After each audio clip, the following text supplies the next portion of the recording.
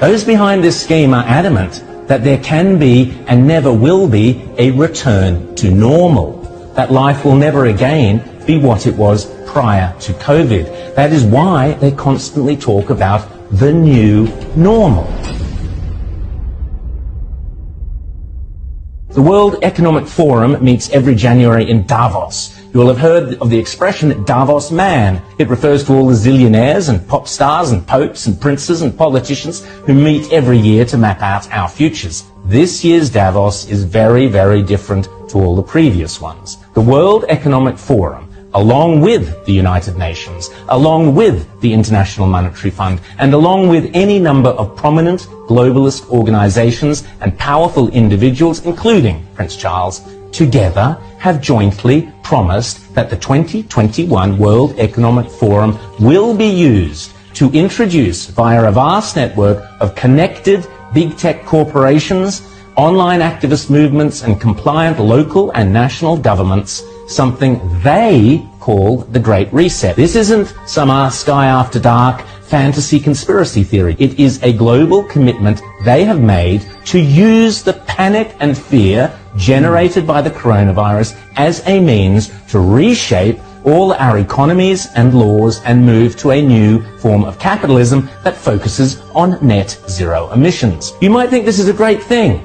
You might think this is a terrible thing. If implemented successfully, the Great Reset will undeniably and deliberately have extreme and possibly dire repercussions for every single one of your constituents. Already, the Great Reset is being widely advertised on posters and in ads across the UK and Europe, and no doubt will be here before too long. You'll own nothing and you'll be happy is just one of their marketing slogans. The plan involves replacing shareholders of big companies with stakeholders who happen to be left-wing bureaucrats and climate change zealots.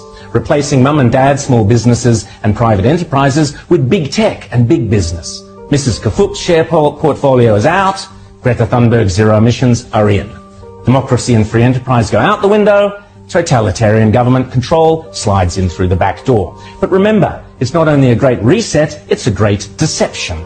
Because in order to get everyday people to surrender many of the rights and freedoms we currently take for granted, the repeatedly stated aim of these organizations is to deliberately use COVID as an excuse, to use all the political and authoritarian tools, as Prince Charles puts it, that are currently being used around the world to eradicate the virus, such as lockdowns, exclusion zones, forced closure of businesses, heavy fines, making protesting illegal, and so on, but now to eradicate carbon emissions. Those behind this scheme are adamant that there can be and never will be a return to normal, that life will never again be what it was prior to COVID. That is why they constantly talk about the new normal.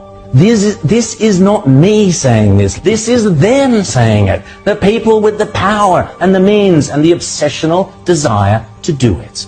And they keep telling us again and again precisely what they have in store. Now is the historical moment, the time, not only to fight the severe virus, but to shape the system. We have a unique but rapidly shrinking window of opportunity to learn lessons and reset ourselves on a more sustainable path.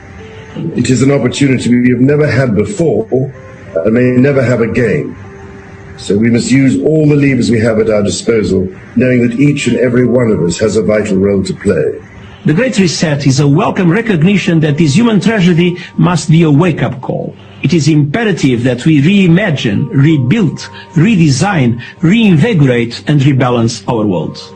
Rebalancing investment, harnessing science and technology, and advancing the transition to net zero emissions, all elements of the Great Reset, are fundamental to building the future we need. And if it's still not clear, the book written by World Economic Forum boss Klaus Schwab himself, setting out precisely how the most powerful forces in the world are lining up to use the COVID-19 crisis as a pretext for introducing a new climate change-focused one world economy that will strip away property rights and basic democratic rights. They are not hiding this stuff, they are shouting it from the rooftops. The World Economic Forum boasts on its website that the only acceptable response to the COVID crisis is to pursue a great reset of our economies, our politics, and our societies.